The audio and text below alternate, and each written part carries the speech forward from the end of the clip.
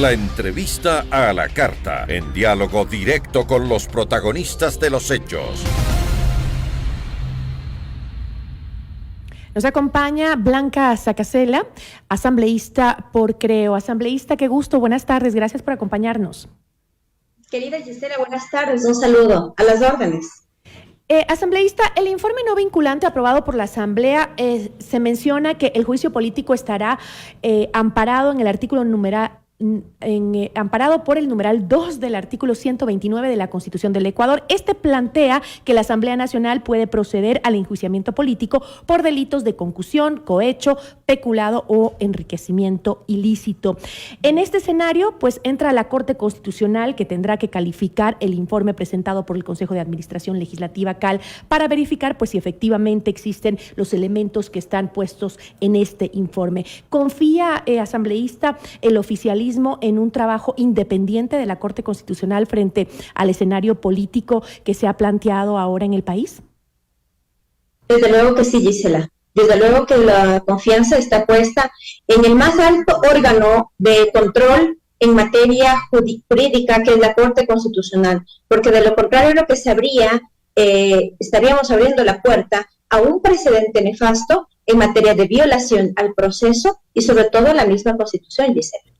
Ahora, asambleísta, aun cuando la aprobación del informe en realidad no es parte de un proceso oficial de enjuiciamiento político, ¿fue su debate en el Pleno de la Asamblea una herramienta para medir la falta de apoyo al gobierno? Puede ser. Para nosotros lo que fue es un show más para poner en el escenario y en el imaginario de la ciudadanía que el presidente iba a juicio político. Eso no es verdad, eso no es cierto. Lo que ha ocurrido es que de parte de la Asamblea se ha conocido y se ha aprobado un informe que además ha tenido una serie de cuestionamientos, modificaciones a última hora, cambios en las conclusiones y en las recomendaciones, y que al final del día incluso se sacaron párrafos, incluso una hoja completa de dicho informe. Por lo tanto, dicho informe, que ha sido mal elaborado, que no tiene sustento ni legal ni jurídico, y además ha tenido toda esta serie de inconsistencias, es un documento que no carece de la legalidad absoluta. Tal vez, como usted dice, quisieron poner en el imaginario de la gente que habrían los 104 votos. No se equivoquen, es muy diferente.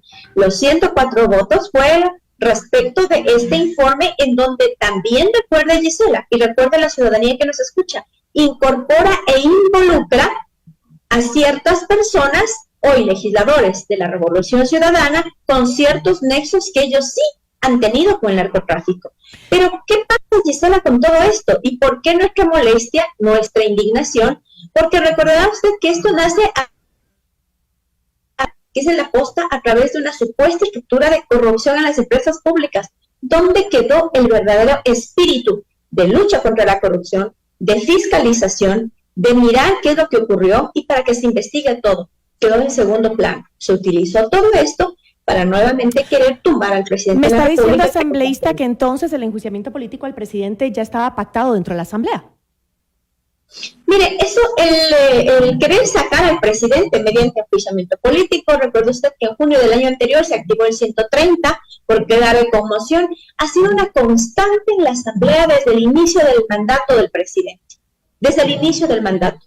Yo decía en mi intervención el sábado en el Pleno de la Asamblea, no nos metan gato por liebre, porque mientras nos dijeron que iban a investigar y que iban a fiscalizar supuestos actos de corrupción, que además de investigación, usted sabe, Gisela, lo tiene como facultad exclusiva la Fiscalía, lo que resultó el informe es siendo un insumo para querer justificar una posible salida del presidente de la República. Eso es lo que nosotros rechazamos. Rechazamos que se quiera mentir a la ciudadanía, que se quieran aprovechar de ciertas cosas para justificar sus objetivos finales. Pero además de esto, todo lo que genera es un sentimiento de inestabilidad, Gisela. Los bonos internacionales han caído, es decir, nadie quiere invertir, no viene la inversión extranjera y tampoco va a venir, precisamente por estas situaciones en las que quieren llevar al Ecuador. Pero el presidente ha seguido trabajando, la semana anterior tuvo una agenda internacional importante y hoy también, y en eso nosotros vamos a seguir. Si ellos quieren desestabilizar al país, si ellos no quieren trabajar, si ellos quieren burlarse de los ecuatorianos, que sigan haciendo, nosotros no.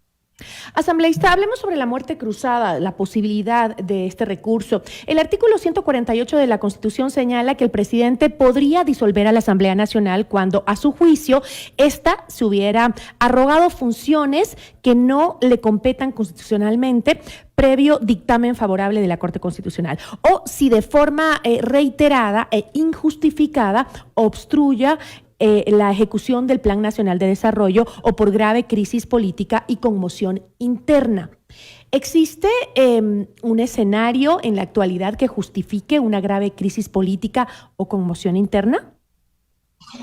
No existen las categorías, las características, la descripción para determinar, y no existe, tampoco está normado qué es una conmoción interna. Uh-huh. Lo que sí ha ocurrido, desde luego, es que ha existido una seguido acto diario de obstrucción al plan de desarrollo que presentó el gobierno nacional, desde luego, que presentó el presidente de la República, desde luego.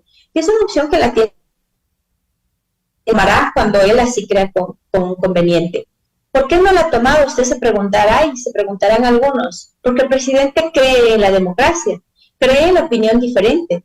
Recordemos que hemos pasado 15 años con un modelo y una forma de manejar el país en donde todos debíamos pensar igual, en donde todos debíamos estar de acuerdo, y el que no estaba de acuerdo simplemente o estaba exiliado o estaba encarcelado o era perseguido.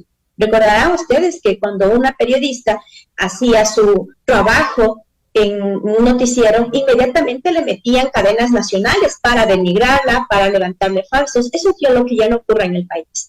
El presidente entiende esto como parte de un sistema democrático, y nosotros también así lo comprendemos, porque nosotros sí creemos en la democracia, en la república. Uh-huh. Pero sobre todo es importante entender que este es un arma de última instancia en la que todavía el presidente se la puede jugar. Hay que recordar, estimada Gisela, que muchos asambleístas que hoy están permitiendo que se cree un imaginario de una mayoría, si es que se da la muerte cruzada, nunca más estarán ocupando una curul, porque evidentemente esa tendencia a quienes le están sirviendo de alfombra hoy por hoy, pues se llevaría 80 o 90 votos o curules en una próxima y en una eventual Asamblea Nacional. Eso quiere decir que ahí sí tendríamos a un legislativo nuevamente dominado como estaba en el pasado. Es más, estaba escuchando el día de ayer que ya alguien dijo que se tiene que ir otra vez a una constituyente para echar y votar a los jueces de la Corte Constitucional, para votar y echar al presidente de la Corte Nacional de Justicia, cambiar el Consejo de la Judicatura. Esos son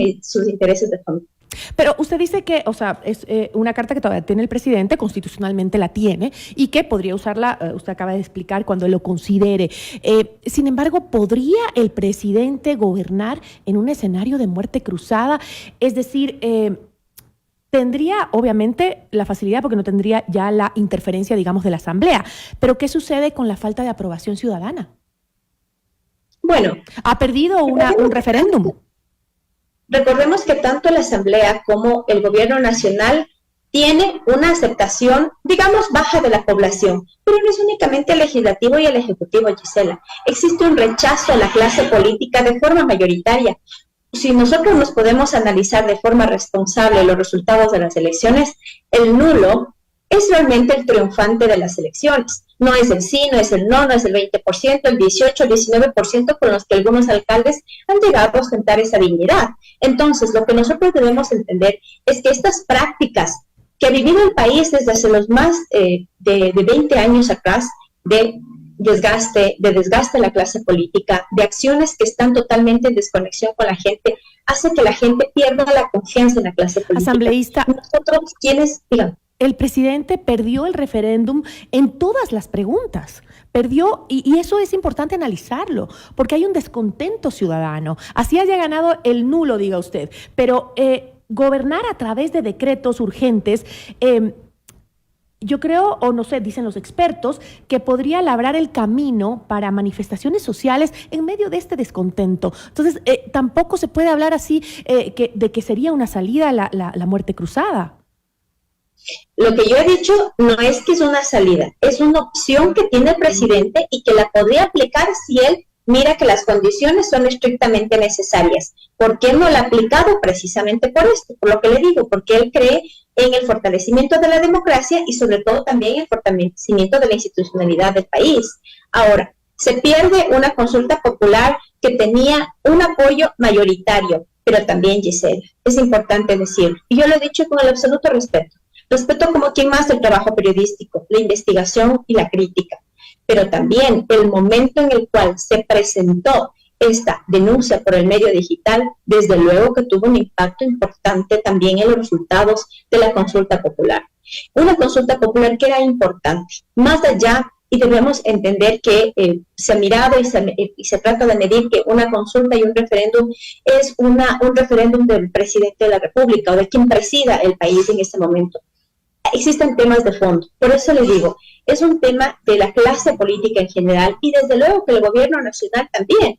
Han sido 2 años complicados para tratar de derrumbar al país, sobre todo en materia de administración pública, de gestión, tema de compras públicas, tema de una reestructuración interna fuerte de los procesos, pero es complicado y toma tiempo. Yo sé que las necesidades de la gente no pueden esperar los tiempos que pueden tomar la transformación a un país, pero estamos en eso. El presidente al menos está comprometido en trabajar, ha dado ya muestras, movió a varios de los funcionarios que estaban involucrados en esas instituciones y va a continuar. Existe una propuesta y un planteamiento de hacer un refresh, de hacer un cambio también a una parte de su gabinete y entiendo que eso está en camino. Así que nosotros, como le digo, mientras ellos quieren regresar al pasado, mientras ellos quieren nuevamente sentarse en el poder porque se han acostumbrado a vivir de eso, mientras ellos quieren que el país no gane, nosotros seguimos trabajando desde nuestro metro cuadrado y desde las competencias que sí el pueblo nos ha conferido.